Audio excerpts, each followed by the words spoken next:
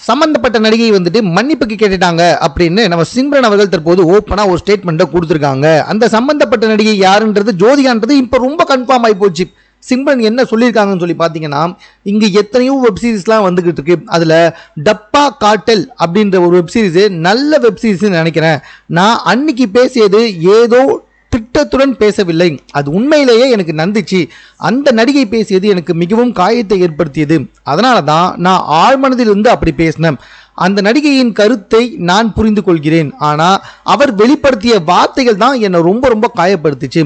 அந்த சம்பவத்துக்கு பின்னால் சம்பந்தப்பட்ட நடிகை இருந்து என்கிட்ட வந்துட்டு ஒரு மெசேஜ் வந்துச்சு. அதில் என்னை காயப்படுத்த வேண்டும் அப்படின்னு நான் கூறவே இல்லை, அப்படி காயப்படுத்தி என்னை மன்னிச்சிருங்க அப்படின்னு சொல்லிட்டு அந்த நடிகை சொன்னதாக சிம்ரன் அவர்கள் தற்போது சொல்லியிருக்காங்க. ஸோ ஏற்கனவே வந்துட்டு சிம்ரன் சொல்லியிருக்காங்க, அதாவது வந்துட்டு ஆன்டி ரோலில் நடிச்சு வந்துகிட்டு இருக்கீங்களே அப்படின்ற மாதிரி ஒரு நடிகை தன்னை வந்துட்டு பேசினதாக சொன்னாங்க. அது வந்துட்டு ஜோதிகாவா இல்லையான்ற டவுட்டில் இருந்தோம். பட் இப்போ ஜோதிகான்றது கன்ஃபார்ம் ஆயிடுச்சு. ஏன்னா இந்த மன்னிப்பு கேட்குற விஷயத்தில் அவங்க ஆரம்பத்தில் சொன்ன விஷயமே டப்பா காட்டல் அப்படின்ற வெப்சீரிஸ் நல்ல வெப்சீரிஸ் நினைக்கிறேன் அப்படின்றத சொல்லி தான் வந்துட்டு ஆரம்பிச்சிருக்காங்க. ஸோ இதுலேருந்தே நல்லாவே தெரியுது அந்த நடிகை ஜோதிகா தான் அப்படின்ட்டு. உடனே சிம்ரன் கிட்ட ஜோதிகா வந்துட்டு மெசேஜ்லேயே வந்துட்டு சாரி சொல்லியிருக்காங்க போல. இப்போ வந்துட்டு அதை நம்ம சிம்ரனும் ஓப்பனாக வந்துட்டு சொல்லிட்டாங்க.